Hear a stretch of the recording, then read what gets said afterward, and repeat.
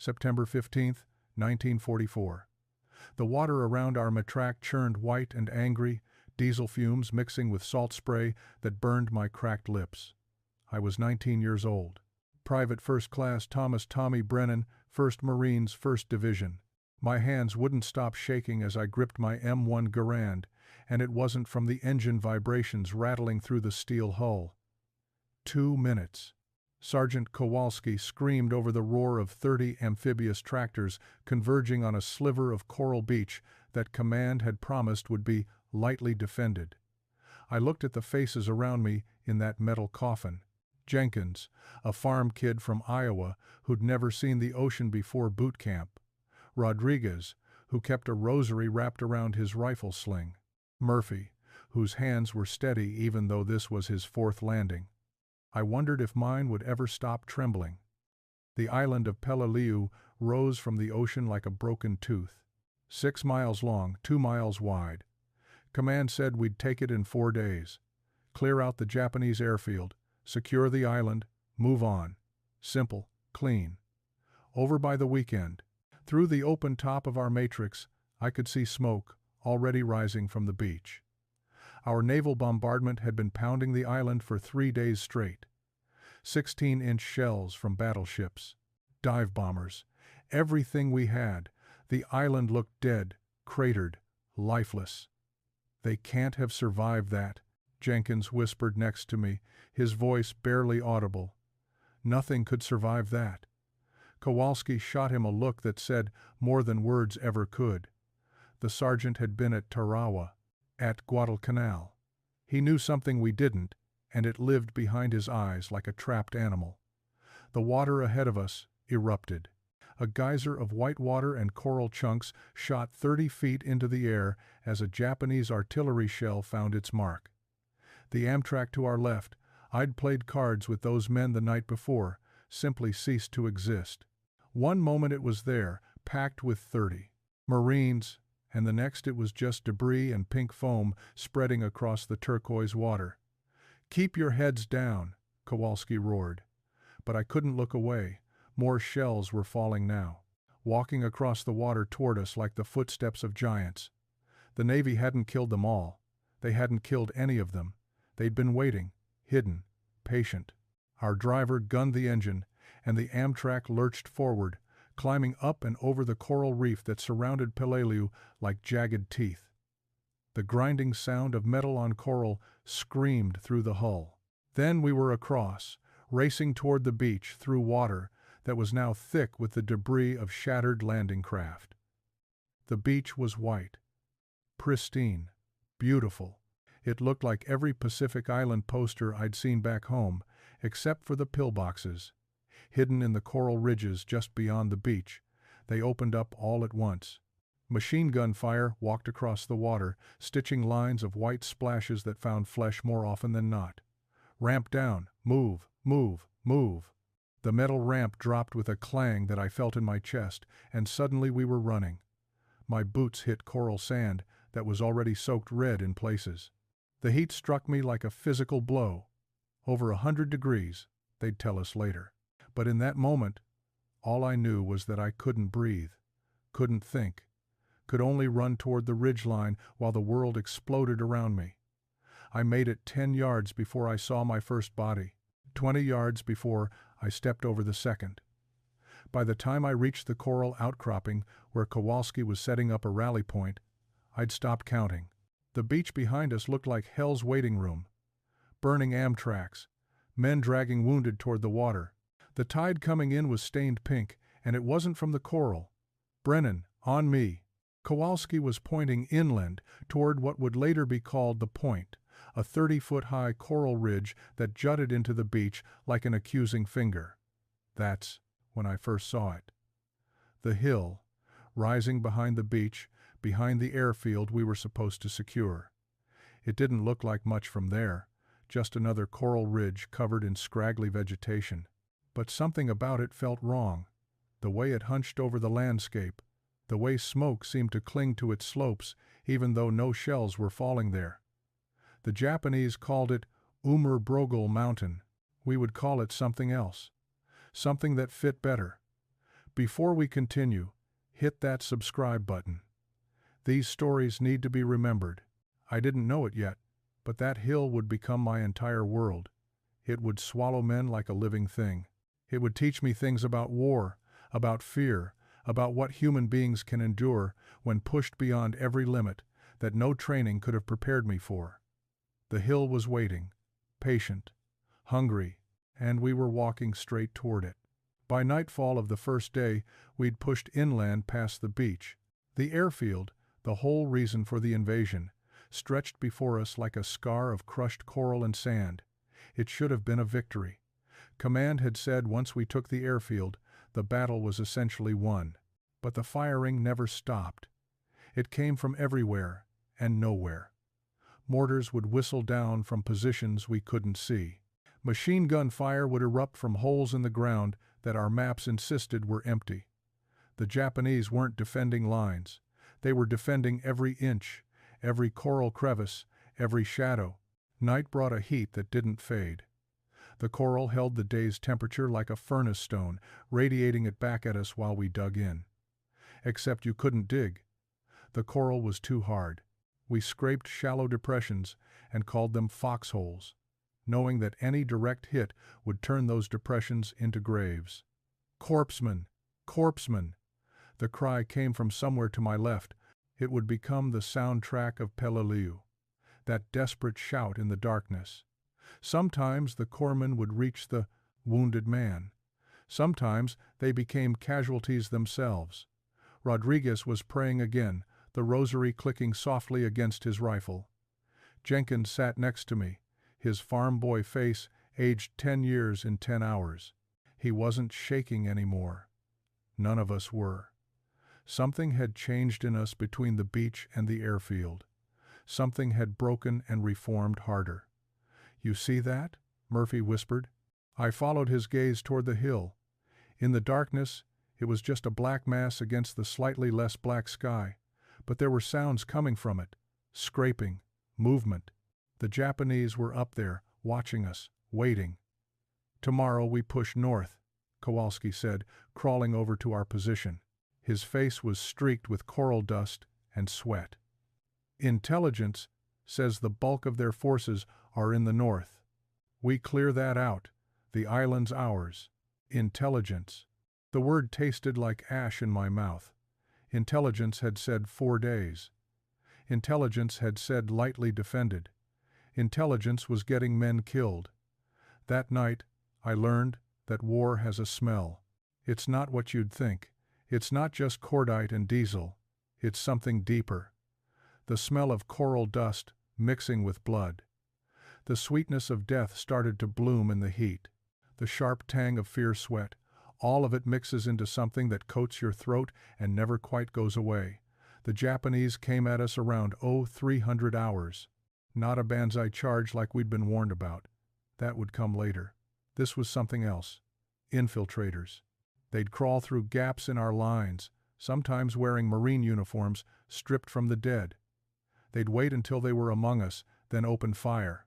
The night erupted in muzzle flashes and screaming. I fired at shadows, at movement, at sounds. Next to me, Jenkins was crying and firing, crying and firing. The darkness was absolute between the flashes, and in those moments of blindness, anything could be inches away. When dawn finally came, gray and reluctant, we found 3 Japanese bodies within our perimeter. We also found Private Morrison from Baker Company. They'd cut his throat so quietly that the men in the foxholes on either side hadn't heard a thing. The second day, we pushed toward the hill. They called it the Pocket, a system of coral ridges, caves, and canyons that formed a natural fortress at the heart of Peleliu. The hill, we were starting to call it Bloody Nose Ridge by then, was the highest point. From its summit, the Japanese could see everything, every movement, every attack. And inside it, beneath it, carved into solid coral over months of preparation, was something we couldn't have imagined. Colonel Nakagawa, the Japanese commander, had transformed the entire ridge system into one massive fortified position. Caves connected to caves, Tunnels led to firing positions that could be sealed and abandoned, then reopened after we'd passed. Spider holes appeared where our maps showed solid rock, and everything, every position, was registered with perfect precision by their artillery. We learned this the hard way. 3rd Platoon, advance to that ridgeline. Lieutenant Morrison pointed toward a coral outcropping about 200 yards ahead. It looked undefended. Quiet. We should have known better by then. The platoon was halfway there when the coral itself seemed to come alive. Machine gun fire from a dozen positions we hadn't seen. Mortars that had our exact range. Men fell in clusters, and those who made it to cover found themselves pinned by fire from 3 sides. I watched from our position as they tried to pull back, watched as the corpsmen ran forward into that meat grinder to drag the wounded to safety, watched as the Japanese gunners waited until those corpsmen were fully exposed, then opened up again. We gotta help them. Jenkins was on his feet, ready to rush forward. Kowalski grabbed him, slammed him back down. We'd just be adding to the body count. They're in the kill zone. Nothing we can do. The screaming went on for hours. Some of the wounded couldn't be reached until after dark. Some never got reached at all. That was our introduction to the pocket, to the hill that screamed. By day 4, the day we were supposed to be loading back onto ships, we'd barely advanced 100 yards into the ridge system. Every cave had to be cleared, every tunnel explored, and behind every one there were more. The heat was killing us as surely as bullets. 115 degrees in the shade, except there was no shade. We'd run out of water by mid-morning, and resupply couldn't always reach us through the artillery fire. Men collapsed from heat stroke. One kid from Charlie Company went mad, started screaming about snow, and his mother had to be restrained. I watched Rodriguez drain the last drops from his canteen, then stare at the empty metal like it had betrayed him. His lips were cracked and bleeding. We all looked like that by then. Coral dust had gotten into everything. Our eyes, our lungs, the cracks in our skin. We were turning white with it. Like ghosts haunting a battlefield we couldn't escape. "There's water in the caves," Murphy said. "The Japs got water somehow." He was right. In the rare caves we managed to fully clear. We'd sometimes find supplies, but more often we'd find booby traps. Or Japanese soldiers playing dead who weren't dead at all. Or sealed chambers that led nowhere except to another ambush. The hill was eating us alive. On day 6, they sent us to take the ridgeline. The order was simple. Advance up the slope, clear the positions, hold the high ground. Simple on paper. Suicide in practice. We started at dawn, when the heat was only 90 degrees and we could pretend we still had the strength for one more push. 50 men from our company, what was left of us. Moving up a coral slope so steep we had to use our hands. So exposed that every Japanese position above us had a clear field of fire. We made it 30 feet before the first man fell. 50 feet before we realized we'd walked into another kill zone. The ridge above us opened up like the mouth of hell itself. Machine guns, rifles, mortars, grenades. Coral chips exploded around us, sharp as shrapnel. The screaming started again. That's when I understood what Jenkins had meant during the landing. The hill wasn't screaming. We were. The hill was making us scream. I dove behind a coral outcrop barely large enough to cover my body. Murphy landed next to me, breathing hard. Rodriguez was 10 feet away, pinned behind a depression in the rock. Jenkins was just gone. I didn't see him fall. One moment he was there, and then he wasn't. "We can't stay here," Murphy shouted over the gunfire. "We're sitting ducks." But there was nowhere to go. Advance and die. Retreat and die. Stay and die slower. Kowalski made the decision for us. Fall back. Fighting withdrawal. Move when I fire. The next 10 minutes lasted a lifetime. Every time Kowalski and the other sergeants laid down covering fire, a few of us would scramble backward down that coral face. Then we'd provide cover while they moved, back and forth, losing men with each bound. the coral tearing at our hands, our uniforms, our skin. I made it back to the base of the ridge. 19 of us did. 31 didn't. We'd gained nothing, lost everything, and the hill still waited above us, patient and hungry as ever. That night, as we huddled in our pathetic coral scrapes, I heard Rodriguez crying.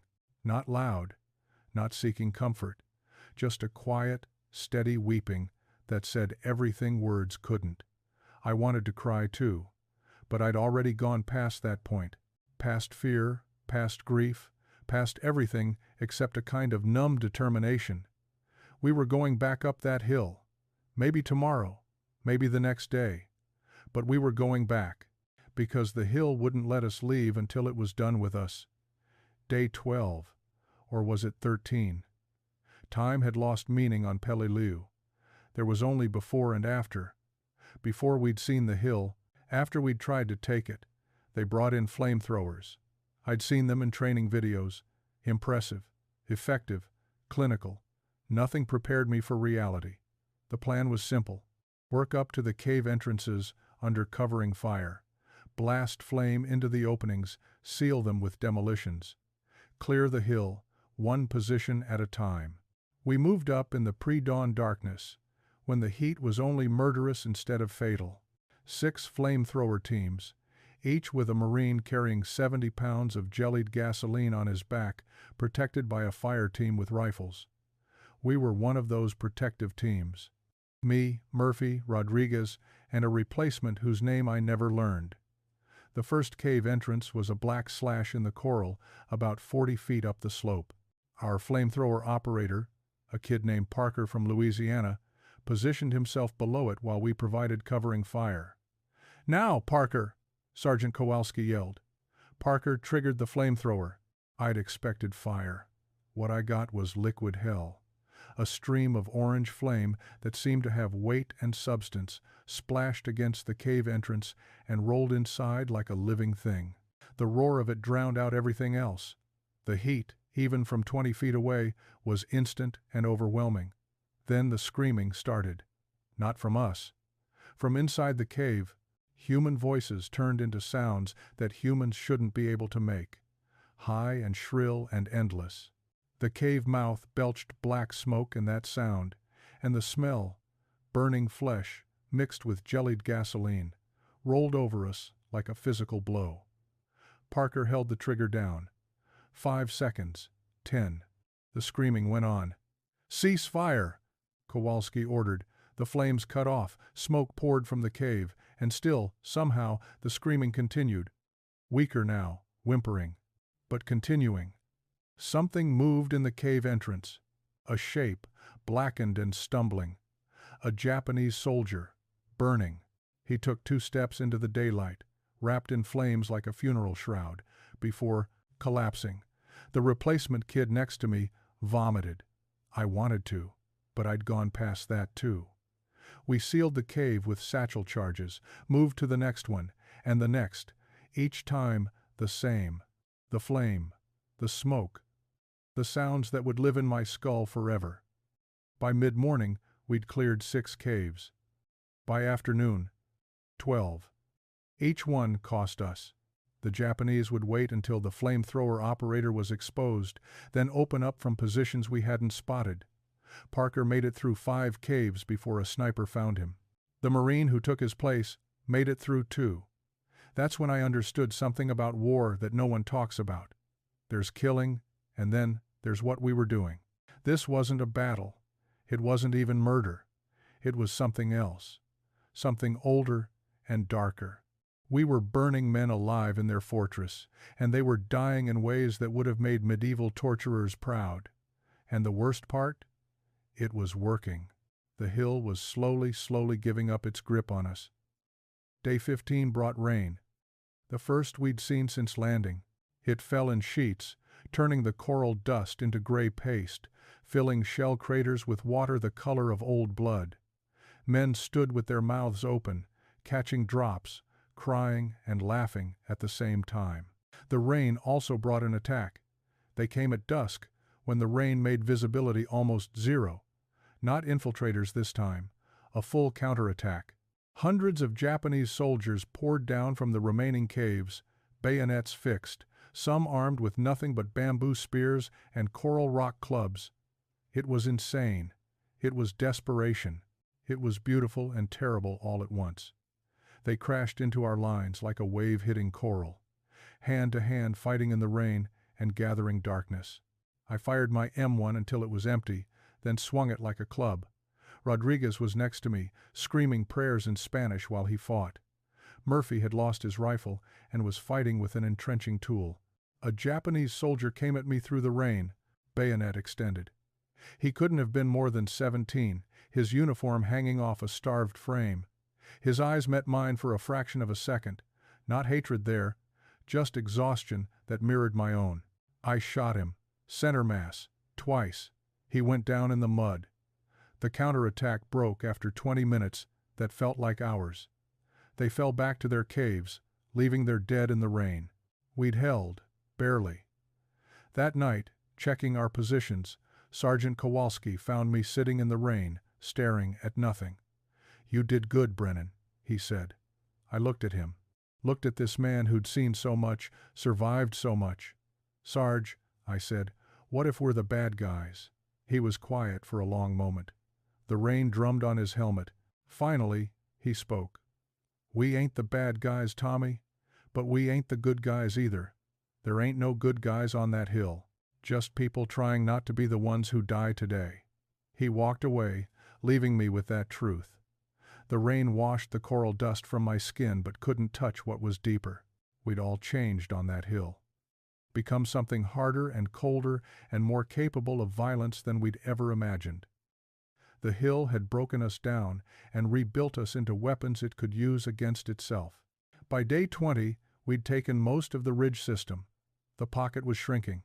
Colonel Nakagawa and his remaining forces were compressed into the deepest caves, sealed in with demolitions, slowly starving or suffocating. The hill had finally screamed its last. October 12th, 27 days after we landed on that white coral beach. The battle for Peleliu was declared over. The hill was silent. The last of the major Japanese positions had been sealed or cleared. Command called it a victory. We called it something else. Of the 10,000 Marines who landed on Peleliu, nearly 40% were casualties. That's not soldiers wounded and back in action. That's dead or so badly wounded they'd never fight again. My company landed with 230 men. 68 of us walked off the island. Jenkins died on day 3. Rodriguez made it to day 18 before a sniper found him. Murphy survived but lost his left arm to a grenade on day 23. Sergeant Kowalski made it through the entire battle. He'd be killed on Okinawa 6 months later. The strategic value of Peleliu, the whole reason 10,000 men fought over 6 square miles of coral, was later determined to be minimal. The airfield we'd died for was barely used.